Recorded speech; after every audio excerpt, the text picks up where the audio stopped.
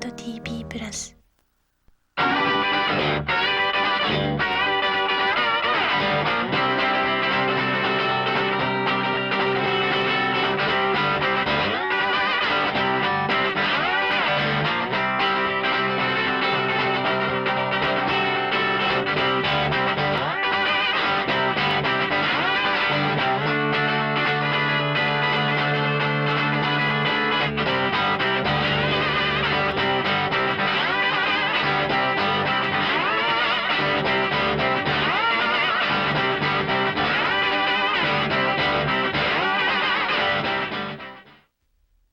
この番組はご覧のスポンサーの提供でお送りします。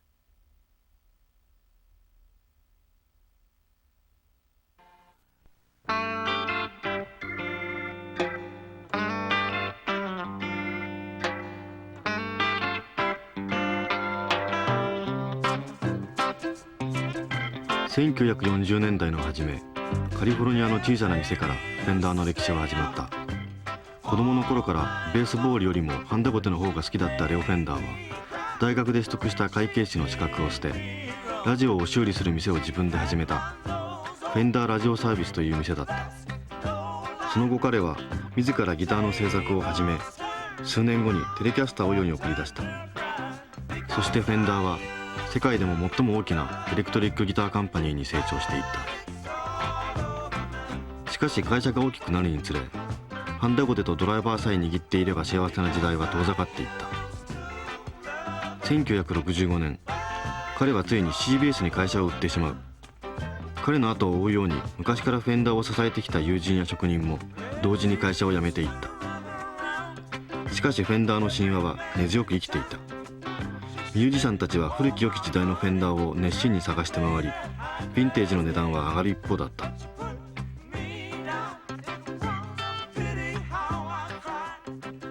そしてその神話は当時楽器屋に出入りした子供たちも魅了していった。自分も大人になったらレオ・フェンダーのような男になろうと決意した子供がどれだけの数だったのか、それは想像もつかないだろう。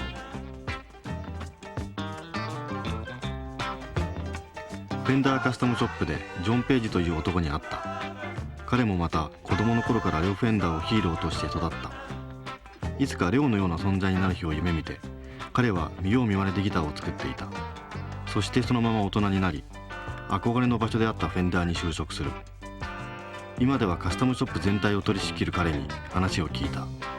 ギタービルダーとはどのような仕事なのか、ギターを作る喜びとは何か。彼の言葉の中にはレオ・フェンダーの哲学がそのまま残っていた。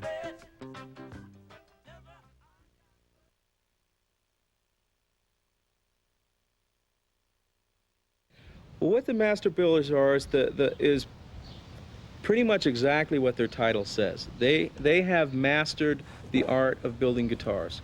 All the master builders that I've been able to, bring from around the world together at the custom shop have mastered the craft of lutherie or mastered the craft of guitar building. And they're able to take any artist or consumer's idea, rough concept, and turn it into a piece of art. From the raw wood, selecting the woods, deciding what the wood should be, trying to interpret what the artist is asking for as far as tone and as far as playability, as far as aesthetics, and being able to take all that and blend it together into the personification of what their dream is. And it's a very tough task.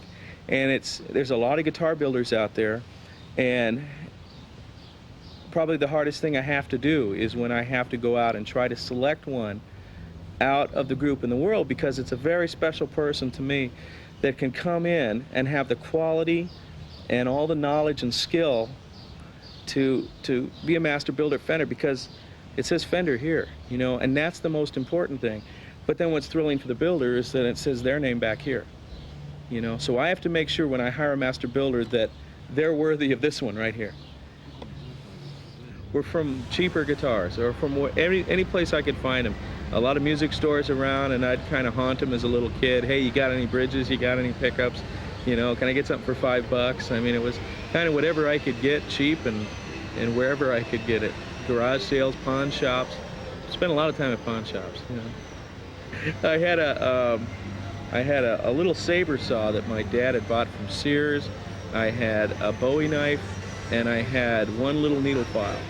And that was it. I built the guitar from that and sandpaper, and I did all abalone inlaid birds on it and on the fretboard.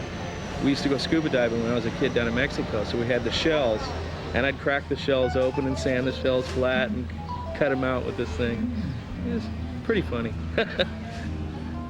Actually, I never had a chance to apprentice with anyone, so all my learning was, I read one book, I believe Irving Sloane's book on classical guitar construction, probably about that time, and the rest of it was more looking at the guitar and analyzing, you know, as much as a 13-year-old analyzes, but analyzing how he did it, or, you know, how the guitar was made, and even the frets. I mean, I just put a piece of wood against the frets and drew a pencil line, and so it was very inaccurate, but that's how I started. And as I went along, obviously I learned more and more just from playing it and talking to other builders and other players and finding out what was right and what was wrong. Because you're thrilled to see your either what your hands did, or in my case, since I only get a chance to build a few times a year, what the hands of the guys who I'm responsible for has built.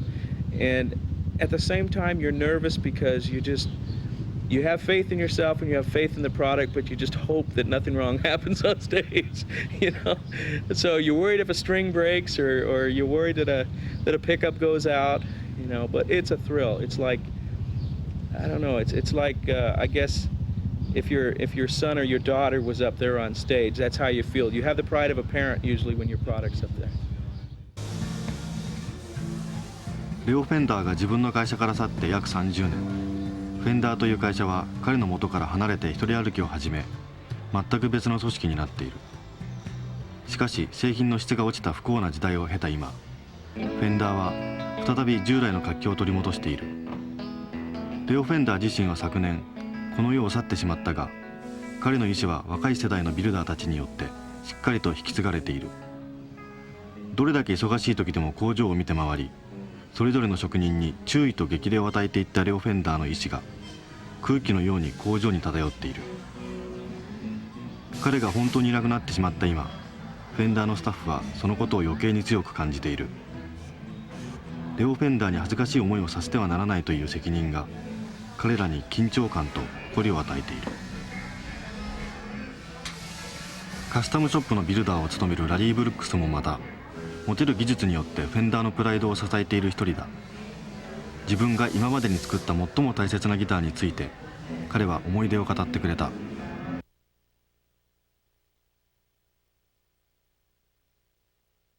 It was one of the most enjoyable parts of my career was to meet Stevie Ray Vaughan. I got to spend an entire day with him talking about guitars and about his career and what he wanted out of a guitar.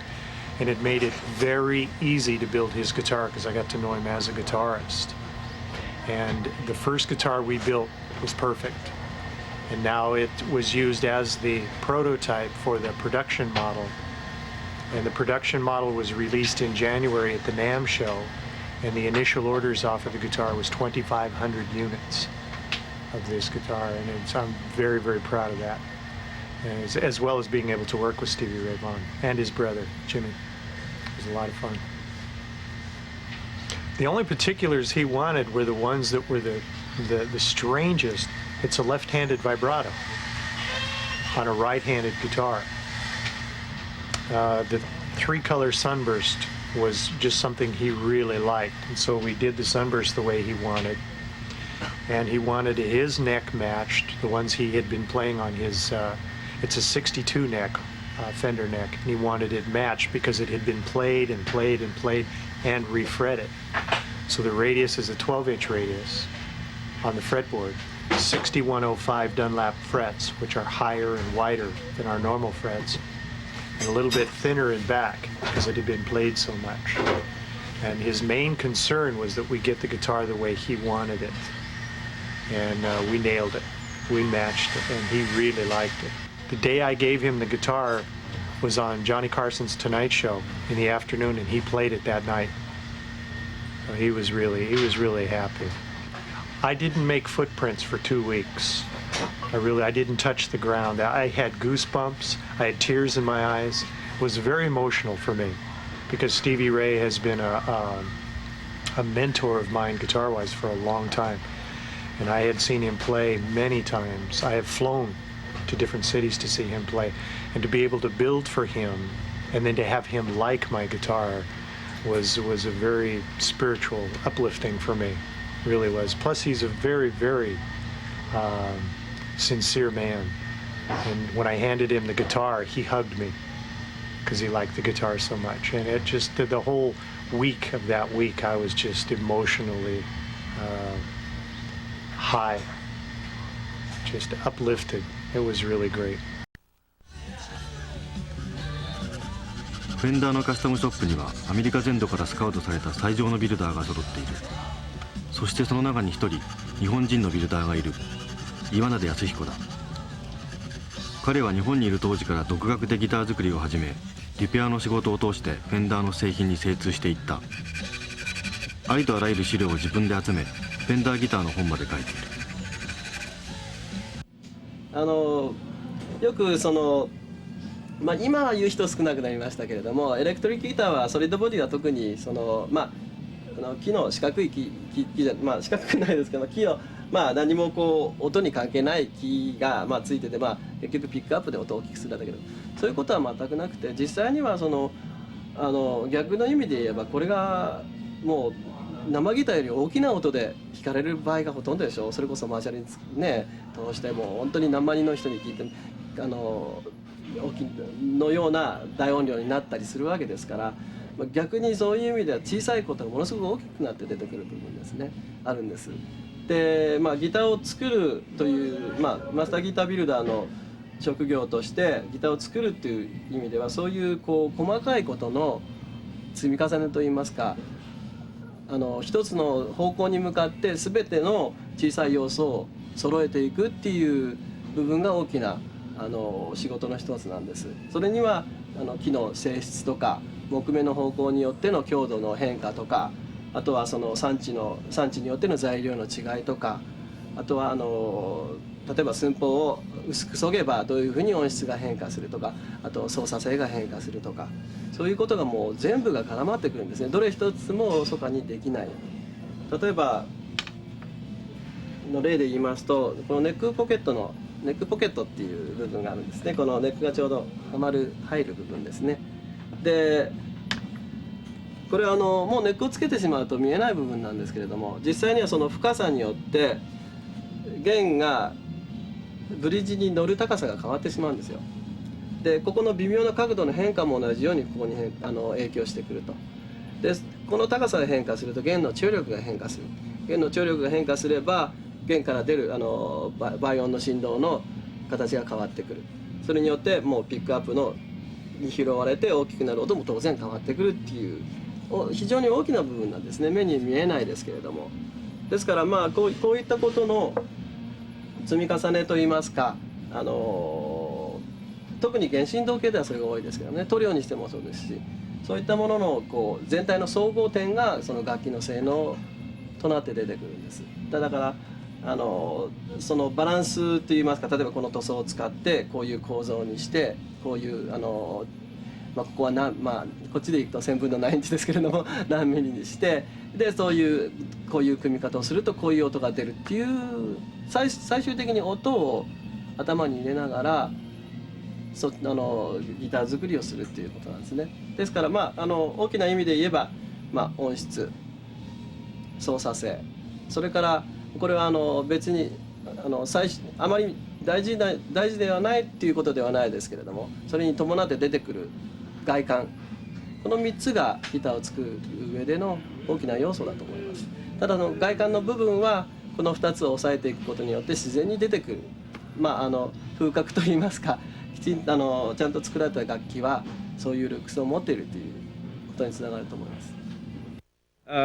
As far as probably the most demanding project I've ever dealt with on an artist is a new bass that we have not released yet.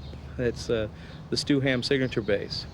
And in dealing with Stu, it took us 3 months just to get to the point where we had a prototype that satisfied. And at that point, it was combinations of every type of wood we could think of. The situation he had, he wanted a short scale bass, and he wanted to have 24 frets, and he wanted to have 3 pickups, which left us, and he wanted to have 2 inches between the 24th fret and the first pickup, which left us maybe 5 inches to place 3 pickups. And yet, he wanted the bass to sound big and full, and lots of bottom, and lots of bass, lots of good lower mids. And it was like, well, this is impossible, you know. This isn't going to happen. Short scale, everything crammed back by the bridge, 24 frets, we can't do it. But we tried. We started. We said, okay, let's try.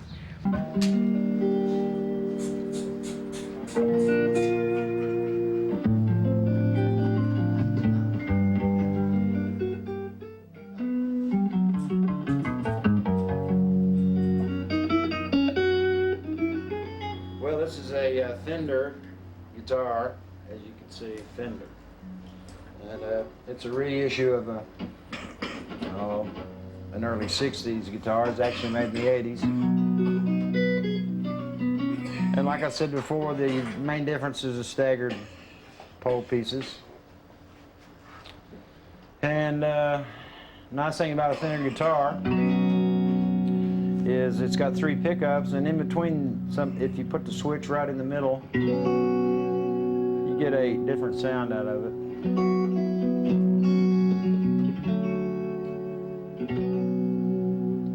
And another nice thing about a Fender guitar is these vibrato pieces.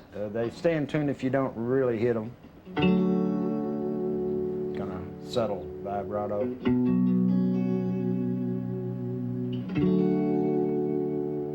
Makes a nice sound.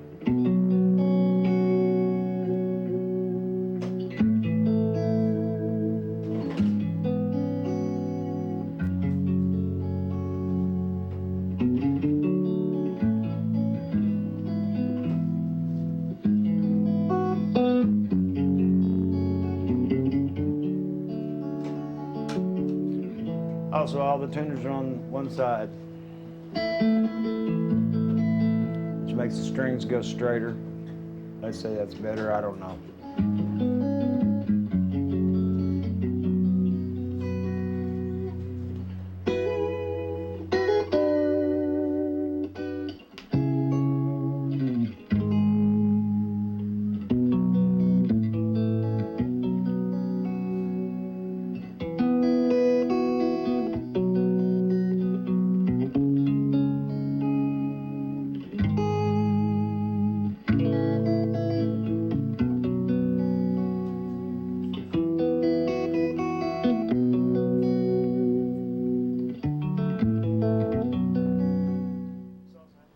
This is a song I wrote that's paid my rent, and is the reason we're all here, or I'm here, rather.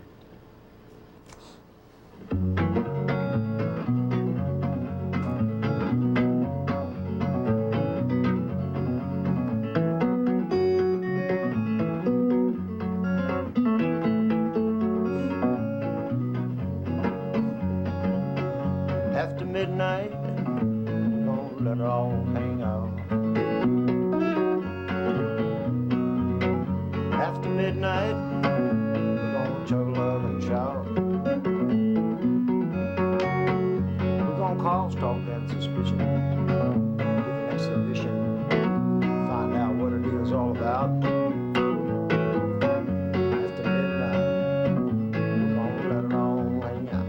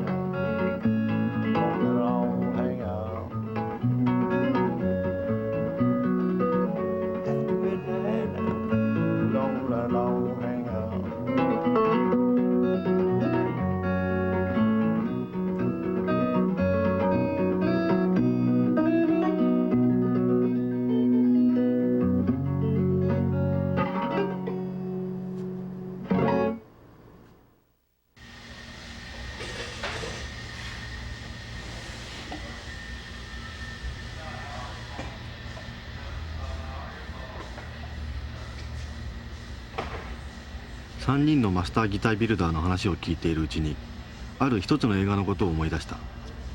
ボルチモアの片隅にある小さなダイナーに毎晩のように男たちが集まる様子を描いた映画だ。5人の男たちは中学生の時からの仲間で、大学を卒業してからも相も変わらず同じ店に集まっている。そして何ということのない会話を交わしながら暇そうに時間を潰している。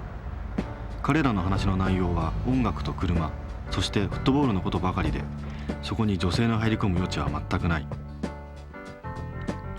彼ら5人の中で1人だけ結婚している者がいる。残りの4人はそのことを憐れみ、結婚なんかしなければよかったと彼も強く後悔している。例えばある日、彼が家に帰った時、自分の愛するレコードがいつもとは違う場所に入っていた。ミュージシャンのアルファベット順にレコードをしまっていた彼は、違う順番でレコードを棚に入れた妻のことを烈火のごとく怒る。アルファベット順に入れろと言ってあっただろうと彼は言う。すると彼女は申し訳なさそうに、何というミュージシャンかわからなかったのと答える。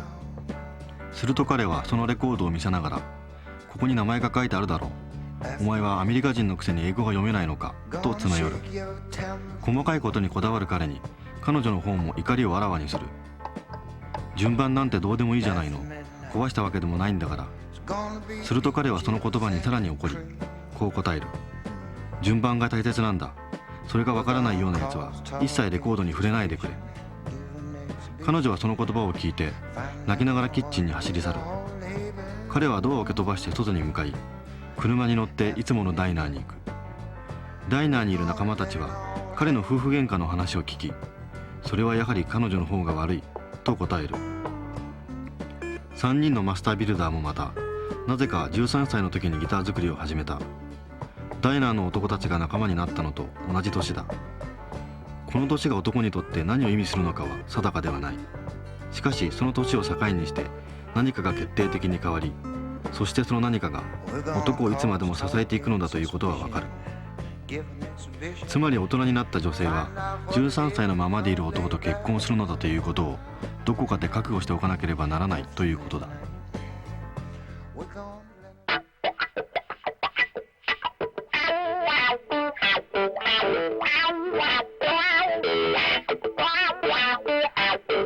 Wow.